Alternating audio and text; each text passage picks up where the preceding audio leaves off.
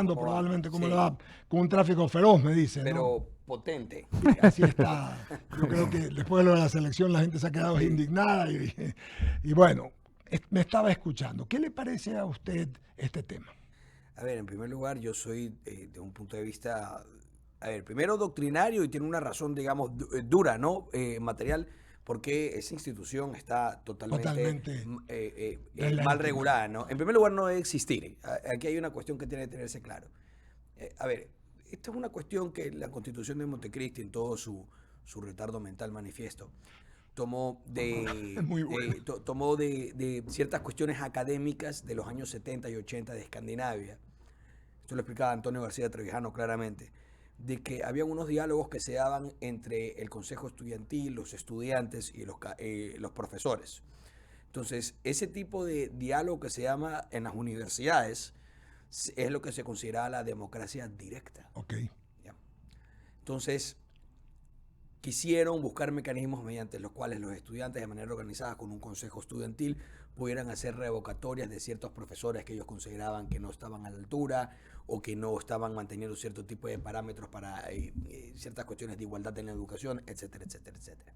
Entonces, esto aquí se quiso luego trasplantar al sistema político. ¿En dónde están las complicaciones? Que evidentemente, si uno quiere hacer, por ejemplo, una revisión del mandato, ¿no? Para tener un sistema de reacción anticipada, no frente al sistema cautelar. Son dos sistemas distintos de vigilancia de los que están elegidos en el poder. El de reacción anticipada es que antes de que termine el mandato se pueda buscar revocarlo. Eso puede ser solamente manejable y lógico, además, Ya. en sistemas políticos en los cuales la elección de esa persona que está en la dignidad de Estado sea por distrito uninominal y solamente el distrito con un porcentaje determinado del distrito podría realizar la acción para la terminación anticipada, es decir, para la revocatoria del mandato. Vamos a decirlo así. Si solamente nosotros elegimos senadores o diputados o asambleístas por distritos uninominales Ok. de cada 100.000 habitantes, solamente en ese distrito se puede hacer la revocatoria. ¿Por qué? Porque evidentemente va a ser mucho más fácil, además mucho más real en sentido político, material, poder controlar un porcentaje, digamos, del 5%, del 10%, de entre 100.000 electores que están en una bolsa territorial totalmente delimitada, que una persona que ha sido elegido por más de 12 millones de votantes. Claro. Claro. Esto es Clarísimo. simplemente una realidad material. Primero, ¿por qué? Porque la revocatoria se tiene que organizar además por el distrito. Es decir, es en el mismo distrito que se solicitaría la revocatoria en ese caso. ¿Por qué? Porque son solamente los del distrito los que lo han elegido. No es que se haya elegido esa persona por todos los distritos. Cuando se elija presidente de la República, el distrito es todo el país. Claro. Vota absolutamente todo el mundo y aquí nosotros tenemos el sistema de balotaje para que no se dé precisamente lo que se llama o lo que se conoce, ¿no? en teoría aritmética como la paradoja de Arrow. ¿Qué es la paradoja de Arrow? Que cuando hay más de dos opciones, cuando las opciones no son binarias, realmente nadie elige, cuando se tiene que elegir en grupos. ¿Por qué? Porque es altamente probable que número, o sea, el que tenga más apoyo puede tener un respaldo inferior a la mitad cuando hay tres opciones. Entonces, significa que para que no se dé la situación de la paradoja, las opciones de elección tienen que ser binarias. Entonces, si las opciones tienen que ser binarias, emplear este mecanismo, que es el de reacción anticipada, es mucho más complicado. Por eso en Francia no existe, tampoco en Estados Unidos. Ellos tienen el sistema cautelar. ¿Ya? ¿Cuál es el sistema cautelar? El sistema cautelar es que tienes tú la garantía que en las próximas elecciones puedes castigarlo a la persona que ha sido mal presidente, no dándole las primarias o castigándole en las urnas, votando por los demás candidatos que tienes tú. Pero para eso, evidentemente, tú tienes que tener un sistema político bien estructurado. Como los norteamericanos no tienen un sistema político de partidos cerrados, sino que un sistema de partidos abiertos. Y los partidos no son estatales. Las opciones para poder combatir contra ese presidente que es incumbente son amplias. Como, bueno, ya lo vimos en Estados Unidos. La cosa es que en Estados Unidos la gente sostiene, no, bipartismo, no es bipartismo. No. No, lo que sucede es que por costumbre, la población de Estados Unidos se inclina hacia dos partidos. Pero tenemos claramente el ejemplo cuando George Herbert Walker Bush fue a las elecciones para renovar su mandato. le iba a tocar con Clinton, que era el que gana las primarias demócratas, pero también estaba Ross Perot, que era un tercero. ¿Y por qué subió? Porque, a ver, uno puede ir y registrarse, ¿no? Mientras la oficina del Departamento de Estado te apruebe los requisitos formales simplemente para poder ingresar. Pero fue tan notorio y público el arrastre que había generado con un porcentaje, no recuerdo, habrá sido un 10%, creo que es lo que tenía Ross Perot, que se le dio cabida para que en los debates presidenciales él también participe. Como independiente. Como independiente. ¿Para qué es lo que quiero ir? En Estados Unidos, evidentemente, se da la situación de que tanto en las primarias internas como la de los otros partidos hay una competición potente para que no haya la necesidad de que exista esa revocatoria de mandato. Al punto que el presidente Bush, que era incumbente, perdió esa elección frente a Bill Clinton. Que no se esperaban, además. Que Bush venía siendo, además, vicepresidente de Ronald Reagan. Sí, así es. Ganó solo la reelección no la ganó. No la ganó.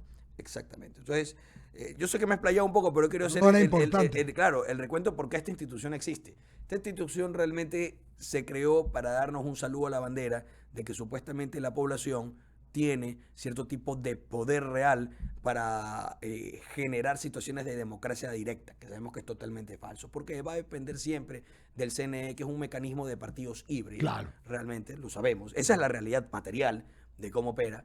Es un tal servicio de partidos y de elementos de poder que se derivan de los partidos, digamos, presidente, el que sea, el que tenga la parcela de poder en ese momento más potente, para ese lado se va a inclinar según la distribución de cuotas dentro del CNE, ¿no? O de la función electoral. Entonces, evidentemente, ahí lo que se buscó era dar simplemente una especie de contentillo, como que la Constitución es más democrática porque permite más revocatorias, incluso cuando sean totalmente, vamos a decirlo, en sentido, sean contraproducentes, sean además contra la coherencia del mismo orden del sistema. Sí. Ahora, vamos a ver si es que pasa, ¿no? Porque sabemos que tiene filtro de CNE, tiene filtro de Corte Constitucional, y aparte del problema, que aquí esta es la cuestión curiosa que me refiero yo. A fin de cuentas, quien determina todo esto aquí será el CNE, porque es el que tiene que hacer la verificación ¿Qué es lo que formal. dijiste tú finalmente? Ese que yo ya lo he dicho antes, la ventanilla del Estado. Claro. Que ese filtro, o cernidera, como le quieran decir. Cuando quieren el filtro, cuando quieren el cerdinera, evidentemente. Ya. Esa es la realidad. Además, yo leía todo lo que mal presentado, no cumple requisitos. Bueno, a ver, eso lo hace ya aún peor. A ver, primero el sistema está hecho de una manera en que sea complicado.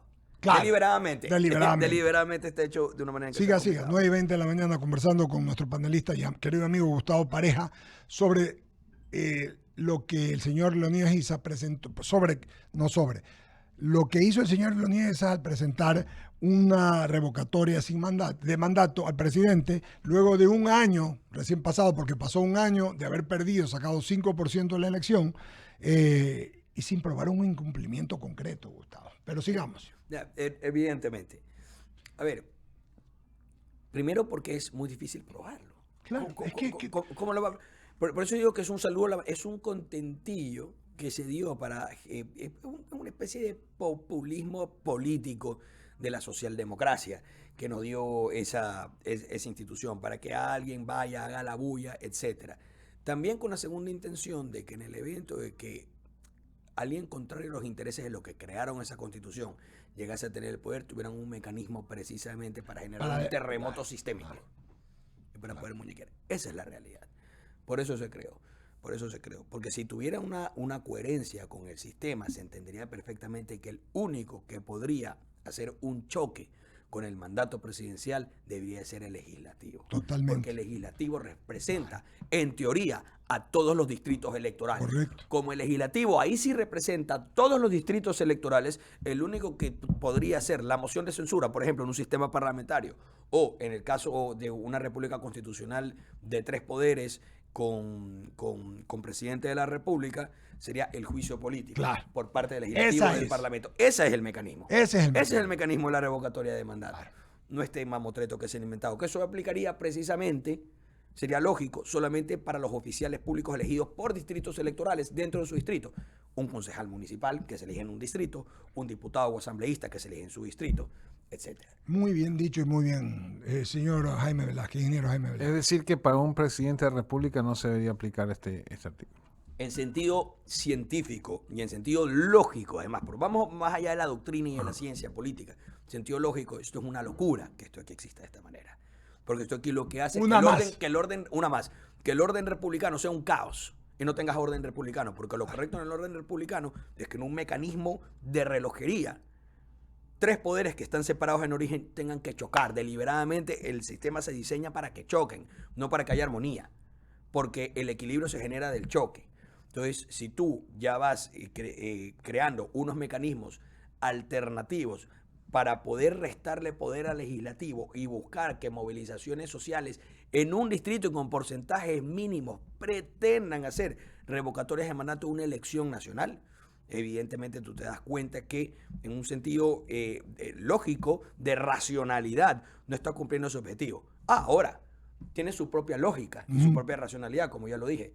Tienen un mecanismo, realmente dual. Uno, vender la idea de que el pueblo tiene poder, que no lo tiene. No tiene poder. Eso está clarísimo que el pueblo no manda, el pueblo no elige a nadie. Eso es un mito. Es una farsa total. Eso es una farsa. Entonces, en ese sentido, material de democracia no tenemos, ni vamos a tener.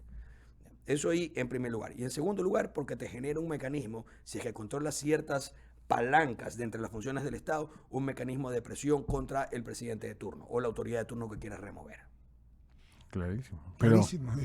Pero lo que voy es, a ver, y entonces, esto que ha hecho ISA para poder llegar a esa revocatoria que tiene que pasar por el CNE primero, él tiene que recoger firmas. Y según el artículo, creo que es el 5% del total. O sea, estamos hablando de 600. De jurisdicción nacional. Claro, o sea, 12 millones estás hablando, o de 18 millones, perdón, 13 millones es el padrón. De los 13 millones es el 5%. Es decir, el 10% es 1.300.000, el 5% vendría a ser la mitad de 1.300.000, que son más o menos 750.000, si no estoy mal, ¿ya? Tienen que recoger esa cantidad de firmas y luego pasar por el CNE para que las verifiquen. Claro, ellos tienen que hacer la revisión formal, con fe pública. Realmente, ya, pero ahora, la secretaría que se encarga de hacer esa revisión. Tú has dicho una gran verdad, esto es ciencia política, pero aquí las interpretaciones a las leyes redactadas es una cosa de locos. De locos. Y aquí cada cual hace y deshace a su interés. Sí. O sea que esto de aquí no se va a parar nunca, sino que va a continuar, porque quien debería pararlo es la Corte Constitucional. La Corte Constitucional y no lo ha hecho. No lo ha hecho, pero la Corte Constitucional también, desgraciadamente, por cómo está estructurada constitucionalmente, opera como un tribunal político, claro, y no como un tribunal judicial, con conciencia de poder frente a los otros poderes, que es lo correcto. Y no va a cambiar. En una república constitucional. Y no va a cambiar, tampoco. No, por eso yo he propuesto que una Corte Constitucional no debe existir. Lo que nosotros debemos tener es una Corte Suprema de Justicia. Yeah. Y que una Corte Suprema de Justicia no sea solamente una Corte de casaciones, sino que también sea una Corte de cierre. De interpretación de la Constitución. Exactamente, de cierre constitucional, con lo que se llama revisión judicial. Yo considero que lo correcto debe ser una revisión judicial blanda. Así es. No porque hay 2 teorías, la revisión judicial blanda, la revisión, 3. La no revisión judicial constitucional, hay juristas que se adhieren a esa, la revisión constitucional blanda, que yo considero que es totalmente procedente y es la que se deriva de un espíritu republicano, y la revisión constitucional dura, que para mí eso ya significa soberanía judicial. Y aquí se aplica cuál. Hay personas que promueven eso. Promueven muchísimo. Que lo que quiere prácticamente la Corte Constitucional es la política. ¿Aquí es lo que se aplica aquí en Ecuador? En Ecuador, ¿qué es lo que se aplica aquí? ¿Blanda, dura o ninguna? No, blanda, dura. La tendencia es a revisión judicial dura cuando conviene. Totalmente, cuando conviene. A que prácticamente la Corte Constitucional dicta la política pública. La Corte Constitucional es coyuntural. Sí. Y ideológica. ¿No, verdad? Absolutamente. A ver, es normal que todas las personas vayan a ser que todas las personas vayan a ser ideológicas, pero pretender decir que la Corte Constitucional no es un organismo político y que no puede ser ideológico es una locura. Totalmente. Hay personas que vienen a decir que son una especie de sacerdotes que están en una torre blanca. Oye, acabo de ver algo, y usted también, y ustedes amigos que nos ven y nos escuchan, a propósito, saludos a los de CNT Play que nos ven, y a los de la Net Live en el canal 3 en Guayaquil y 33 en Quito, que están viendo I99 y El Diálogo, para decirles que hace 2 días, me parece, o un día, al presidente Trump le acaba de votar la Corte Suprema en contra con 3 de los 6, son 9, ¿verdad? 6 son conservadores. Sí, de los que él nominó. Le tiraron abajo un tema que no me acuerdo, el del nacimiento en los Estados Unidos, Sí. que él decía que no por nacer ahí, pero claro, él estaba, Trump es un hombre brillante. El jus solis. Es que quien estudió algo de derecho sabe lo que es el ius sanguinis y el ius solis. No se puede descartar eso. Ahora, que mucha gente se aprovecha, ya eso es otra cosa. Es otra cosa, Ya, exactamente. pero de 6 de él, 3 le votaron en contra y no pasó nada. Ideológicos son, pero en derecho, el derecho es lógico. Pues, ahí está el ejemplo. Es Perdón, cuando Jaime. aplicas el derecho como debe ser, no Exacto, como claro. No como- no a conveniencia y de acuerdo a sus interpretaciones e Circunstancialmente. intereses. No, eso no puede ser. Y eso es lo que pasa en el Ecuador. Uno tiene que tener claro una objetividad de interpretación y para eso existen cánones de interpretación de la ley que se han venido desarrollando además por siglos. Ahora es importante que para el canon de interpretación de la ley hay un requisito que yo considero que es elemental. Sí, más allá de los cánones de examinación de textos literarios, ¿no? Que uno se va a ir a la cuestión sistémica, a la literalidad, a la conexión entre instituciones, espíritu de norma, etcétera. Hay una cuestión primordial para poder hacer el análisis de los textos y especialmente de textos normativos, que es la lealtad al sistema, es decir, la lealtad a las tesis originales del acto de legislación. Ya. Esta lealtad no es una cuestión de una lealtad por filiación política, sino una lealtad al significado de aquellos que hicieron o escribieron la norma. Es decir, incluso si yo pienso diferente y me parece que la norma es injusta que ellos escribieron, yo tengo que ser leal con el legislador que lo hizo. Es decir, el legislador creó esta norma con este sentido, de esta manera, aunque a mí me parezca una norma abyecta y despreciable. Pero yo como juez la tengo que aplicar. Y si yo considero que como juez es inmoral para mí aplicarlo, tengo que renunciar a mi cargo. Así es. Y además denunciar que la norma, Exacto. que la norma es inmoral, injusta, pero es legal. Esa es la norma válida. Entonces yo tuviera que renunciar a mi O cargo. sea, moralmente eso es lo que debería Eso ser. es lo que debería ser. Evidentemente, hay jueces coherentes, van a decir, el sistema normativo nuestro, o nuestro sistema legal, pero tiene diferentes normas de diferentes jerarquías, en su mayoría las normas son muy buenas normas, son totalmente funcionales y para mí se derivan de la justicia, diría un juez. Va a haber una que otra norma que puede ser injusta, a pesar de ser válida, e incluso constitucional y difícil de vencer constitucionalmente, es decir, que no se podría llegar a declarar su constitucionalidad. Ahí sería entendible que el juez no renuncie, porque dice, es normal, natural, que un sistema jurídico tenga una que otra norma injusta, pero en su mayoría, en su integralidad, el sistema tiende a la justicia. Entonces, moralmente considero que mi posición como juez se mantiene. Claro. ¿Ya? Y yo Claro, tendré mis claro que sí. reservas sobre tal norma proponiendo, porque podría ser de manera catedrática, eso se llama el eje ferenda para una próxima reforma. Y podría proponer que sea de manera académica una reforma. A ver, Gustavo, tú me has explicado y está bien, entiendo toda la parte técnica, jurídica de cómo debería interpretarse, cómo debería llevarse el tema, pero eso no se aplica en el Ecuador.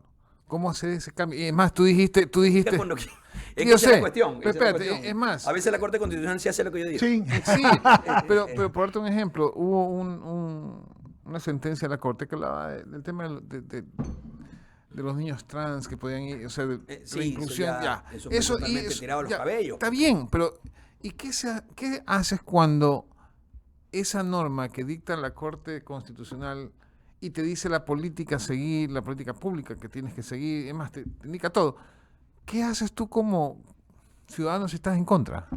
No lo puedes revocarlos del mandato Oiga, de los jueces. Eso ahí es precisamente un error de que no exista la figura de enjuiciamiento político contra ellos, que debería existir. ¿Cómo lo cambias la pregunta? Porque Bueno, la realidad- ahí tendría que darse un cambio constitucional.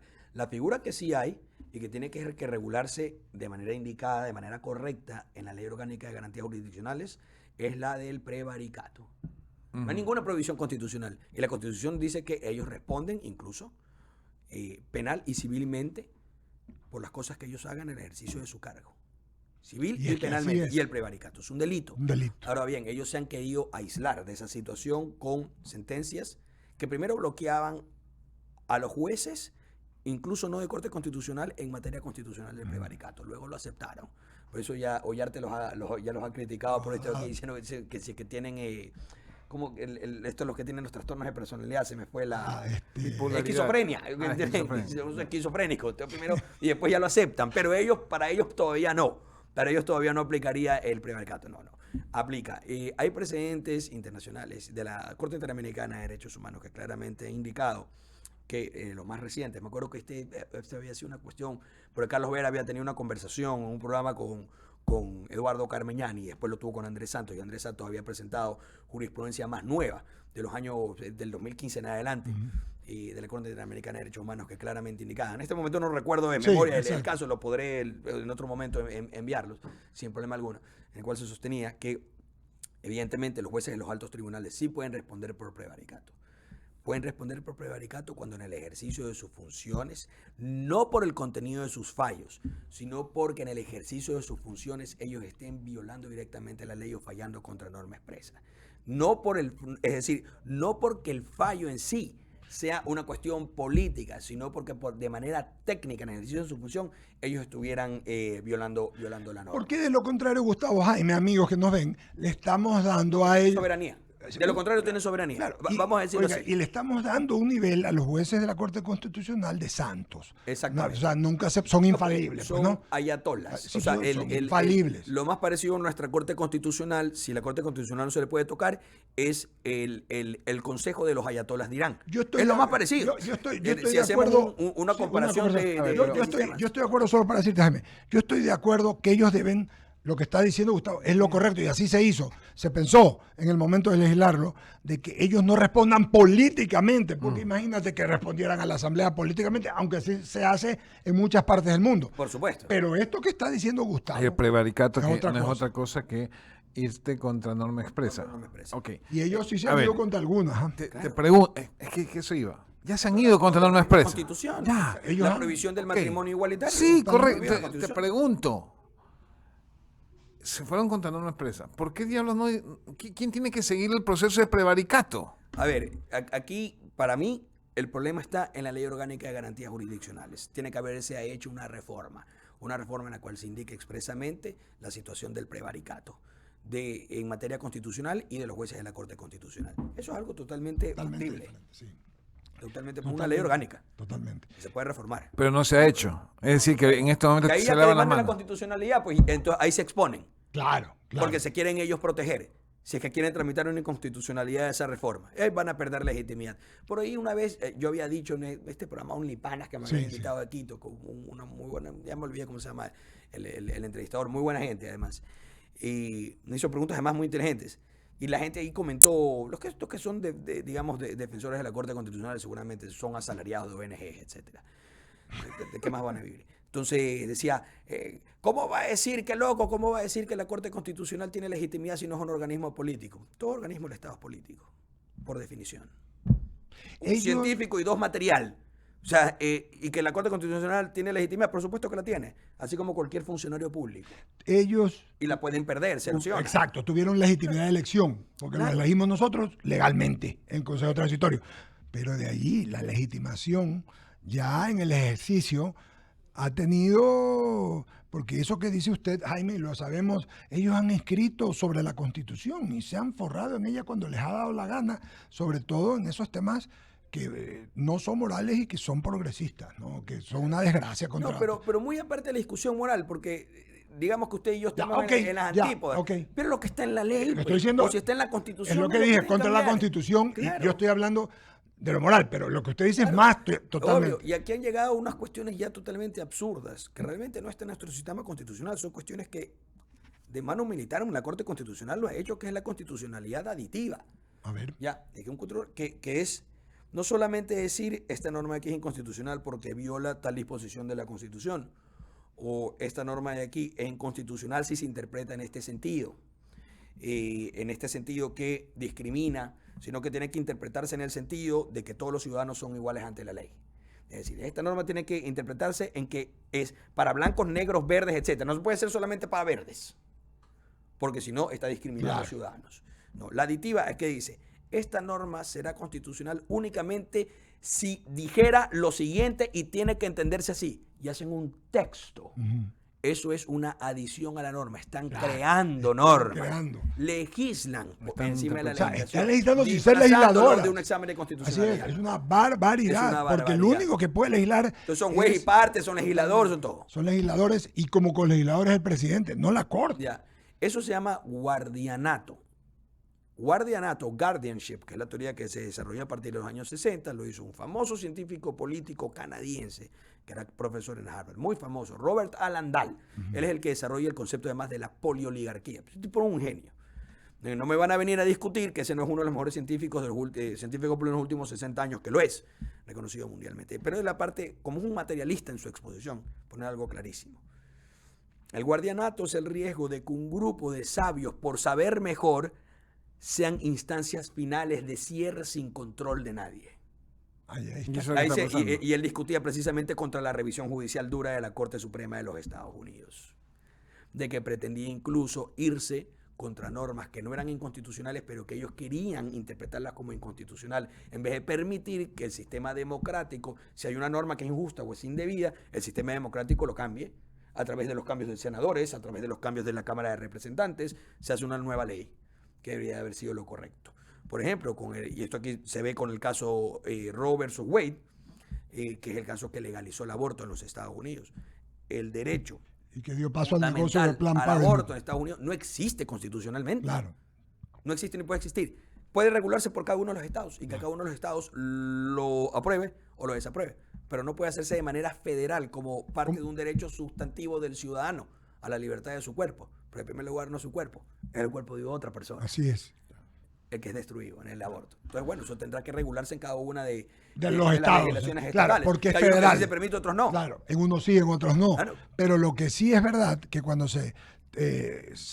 esto se llevó nuevamente, y lo llevó Trump a Roe vs. Wade, Un año y medio. Sí. fue una cosa bien puesta, porque lo Exactamente. único que hizo es hacer rico a los de Planned Parenthood Exacto. y a los que dependen políticamente de ellos, que son un gran negocio. Eliminó el que fuera un derecho sustantivo federal el acceso al aborto o el permitir hacerse un aborto. Eso tiene que quedar para los estados y que los estados lo regulen. Regulen. Y ahí está Y clarito. se acabó. Y hay estados que lo permiten y que quiere abortar va a tal estado o vive en ese estado. Y hay estados que no lo permiten, ese es el proceso democrático. Está bien, pero Sí, dale, siga. a ver, tú me has dicho que el prevaricato no está, o mejor dicho, ¿quién tiene que llamar a ese prevaricato a la Corte Constitucional? ¿La Asamblea o no? No puede hacerlo. No. ¿Quién? Eso de ahí, lo correcto sería que sea otro alto tribunal que tenga la competencia. Que No existe, pues. Claro que sí. La ¿Quién? Corte Nacional. la Corte Nacional de Justicia. La Corte Nacional. Ok, la Corte Nacional tiene. La Corte Nacional. ¿Por qué no lo ha hecho? Y el fiscal general del Estado. Al fiscal. Ok. También. Porque es O sea, el que tiene que hacer Ellos son los que podrían hacer eso ahí. Imputar ese. claro, ok. el que tiene que hacer la formulación de cargos, pues se puede realizar la imputación. Correcto. Y eso no lo han hecho. Y Y podrían haberlo hecho en estas. Dijiste claro, lo podía- se ha conversado, sé que se ha propuesto, ¿Y por sé qué? que se ha propuesto por alguna cuestión Política. política, seguramente para que no haya un contragolpe de la Corte. Claro, claro. Sí. Dios mío santo, ¿dónde estamos, Claro. Eduardo? Porque Pero aquellos que no entienden. de que la propuesta se ha manejado, se ha conversado, yo tengo entendido que sí, y en círculos académicos también se ha manejado. Sí, pero a ver, más allá de todo lo que estamos hablando, es que nadie está analizando que esa norma, irse contra norma expresa, significa irse contra la sociedad. O sea, el ciudadano es el que realmente va a sufrir, porque una minoría que cree que efectivamente tiene que tener todos los derechos habidos y por haber entre dos parejas del mismo sexo. Claro. A ver, de hecho, como ciudadanos tienen todos los derechos, lo que no pueden tener es privilegios. Todos los derechos. Pero tienen todos los derechos y tienen que tener absolutamente todos los derechos como cualquier ciudadano común. Entonces tú te puedes casar hombre, mujer, mujer aquí, en Ecuador. A ver, la constitución ecuatoriana lo Prohíbe. Lo La prohíbe, pero Constitución. lo- ellos, Que ellos para mí eso, le voy a decir, para mí eso no es materia constitucional, no es eso es materia legal. legal. Si el día de mañana el pueblo ecuatoriano no quiere que haya matrimonio igualitario, elegirán a los miembros de la Cámara de Representantes Y ellos que serán los legislarán que decidan. el Código Civil para que no esté Chao. permitido. Y si sí quieren, lo legislarán para que esté permitido.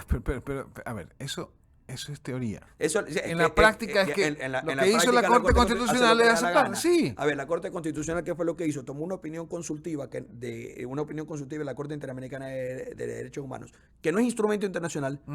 Métase a la página a buscar cuáles son los instrumentos. Nunca va a aparecer las opiniones consultivas. No son instrumentos. No existen. Ya. Lo contrabandearon como si fuera un instrumento que era aplicable para el Ecuador y vinculante para el Ecuador, que tampoco lo era. Y violaron la Constitución ecuatoriana, pretendiendo hacer pasar ese instrumento por encima de la Constitución ecuatoriana. Es decir, como que si hubiera una supra soberanía de los instrumentos internacionales, incluso en este caso que ni siquiera era instrumento internacional, sobre la Constitución ecuatoriana. Que eso a mi criterio es una interpretación incorrecta que se da por una ambigüedad que existe en nuestra Constitución. Porque habla del 408, ¿verdad? Claro, que si es que hay tratados internacionales que reconocemos derechos más beneficiosos de los que están en la Constitución. Lo que se entiende es que se incorporan a la Constitución, no es que están por encima de la Constitución. Nunca podrían estar por encima de la Constitución, por eso significa que el Ecuador no tiene soberanía y que la soberanía la tiene un cuerpo colegiado en el exterior que le elige la OEA, a través de los que a dedo los norteamericanos indican que sean los jueces de la Corte Interamericana de Derechos Humanos. ¿Puedo ser más explícito en esto? No, más claro, no canto. Si no, pregúntenle a la IA. Ya, entonces le van a decir cómo se... Y la IA le va a decir, sí, la influencia de los norteamericanos para la elección de los jueces. Claro, los que nos están escuchando, lo único que se preguntan es ¿por qué miércoles aquí no hacen nada con este tema? Se hizo. Bueno, contra el prevaricado. Se hizo un activismo. El activismo existe, eso va a estar en contra. Pero las altas autoridades que tienen que... Son los asambleístas. Los asambleístas ellos tienen, digamos, la pistola para pegar ese disparo. A la Corte Constitucional. Claro, que es la reforma a la Ley Orgánica de Garantías Jurisdiccionales y Control. Pero no lo han hecho y no sé por qué no lo han hecho. Necesita 101 votos, ¿no? ¿Verdad? Necesita los votos. Tienes 80, 78. Necesita los votos y al mismo tiempo tienes que hacer un cálculo digamos, como un cálculo de colaterales, porque va a haber acción. Claro, van a decir que se está pisando derechos adquiridos, etcétera, etcétera. No, y la Corte Constitucional se va a defender. Claro. Porque luego se va a proponer acciones de inconstitucionalidad y la Corte Constitucional va a ir a demoler esa acción, a devorarla, porque es precisamente para poder proteger su muro de contención, el que impide que estén ellos regulados por alguien. O sea, estamos fregados, más claro. No veo una salida. El camino que queda es seguir promoviendo la ilegitimidad moral de la Corte Constitucional. Eso es. Eso es lo que hay que hacer, empujarla para los que consideren que eso es así. Mire lo que usted dice que es profundo. Es la ilegitimidad moral. No estamos hablando de derecho, es un tema ético, moral, intrínsecamente de las personas. Lo que está diciendo es ilegitimar, que es más grave para mí que hay maneras de demostrarlo. Miren, se pueden hacer búsquedas y vamos a encontrar ayudas de la USAID y ONGs a esos miembros de la Corte Constitucional. Vamos a ver a qué intereses realmente responden. O sea, exponerlos públicamente como inmorales y ilegítimos no es difícil. Eso se puede hacer. Requiere un activismo inteligente. Sí, se lo puede lograr. Y una vez que se los merme en esa vía, podría ser más sencillo hacer las maniobras legislativas para la reforma a la Ley Orgánica de Garantías Jurisdiccionales. Cuando se han dado esas marchas, etcétera, que le han organizado grupos, esos grupos lo han hecho siempre con el objetivo de deslegitimar moralmente a la Corte Constitucional. Y lo han logrado. Sí, pero en definitiva siguen saliendo las leyes interpretadas por esta Corte. A ver, es que va a tomar tiempo, pero nosotros tenemos un problema. El sistema constitucional nuestro es el problema en sí, que yo ya lo he conversado con ustedes. O sea, nosotros tenemos un problema, que es la Constitución de Montecristi. Ese es todo. Esto se debió haber arreglado en noviembre del año pasado. La Constitución de Montecristi va a desaparecer. Eso va a pasar. Yo no les puedo decir cuándo. Va a pasar, ¿por qué? Porque es disfuncional. En ningún sistema disfuncional va a tener una larga vida, porque eventualmente se autodestruye. Precisamente por su propia incapacidad de responder a nuevos desafíos. No va a tener la capacidad de respuesta. Aquí, utilizando los términos de Arnold Toynbee. No va a poder adaptarse. Entonces se va a romper. Entonces va a tener que surgir una nueva constitución. Eso va a pasar. Y creo yo que va a pasar entre el corto y el mediano plazo. Porque nosotros estamos viendo que materialmente la Constitución del Ecuador no puede dar respuesta. Entonces lo que tú me quieres decir es que el pueblo ecuatoriano que nos está escuchando el día de hoy tenga paciencia, que en algún momento en la vida, en algún futuro, no sabemos. Sí, bueno, así hablaba Marx en la primera internacional, cuando hizo el movimiento, cuando hizo el manifiesto, el manifiesto como comunista, fue en 1840 y pico. Hizo ya hacia el final de su vida la crítica al programa de Gotha, que le explicaba cómo iba a ser una sociedad comunista, ¿no? Era realmente proyectivo. Y eventualmente en la Unión Soviética llegó un partido marxista en 1917 al poder. A veces las cosas toman tiempo. En unos lugares como Ecuador toman muchísimo menos tiempo. Yo he visto cambios políticos aquí que se dan en menos de 10 años. Entonces, sí, no es que tengan paciencia. Los grupos sociales que están interesados tienen que organizarse. con conciencia política y tener un objetivo y luchar por ese objetivo político. Como lo hacían antes los partidos comunistas Así es. o los partidos fascistas, siempre tenían un objetivo político y lo lograron. Esos partidos porque estaban decididos. Lo que estamos acostumbrados nosotros es que desde que tenemos la socialdemocracia a partir de 1979, 1980, hay una inercia en el sistema por mantenerse en ese sistema de partidos estatales. Entonces los partidos no buscan ruptura. Esa es la realidad. Esa es la realidad. Gustavo, querido, agradecerle su gentileza y su amabilidad. Gustavo Pareja es nuestro panelista y amigo. Quedó clarísimo. Entramos con el tema del mandato, la revocatoria de mandato, y quedó clarísima. Yo ya di la explicación. Desde mi punto de vista, o sea, no probaron nada, y Gustavo habló de la doctrina, que no debería existir, porque eso debe existir en el caso donde usted tenga distritos, es decir, un concejal, un asambleísta. Pero es otro más de esos regalos giles que nos dio la Constitución, esa alcahueta que se aprobó en Montecristi. Así que queda claro. Y luego, hablando de otros temas, como el del tema de la Corte Suprema, de la Corte Constitucional, el prevaricato en las mismas y de la legitimidad moral de las decisiones de los miembros, Jaime, de la Corte Constitucional. Sí, señor. Así que gracias. Vamos a pagar un corte. Despedimos a Gustavo. Regresamos para despedirnos. Vamos al corte. 99 viene a celebrar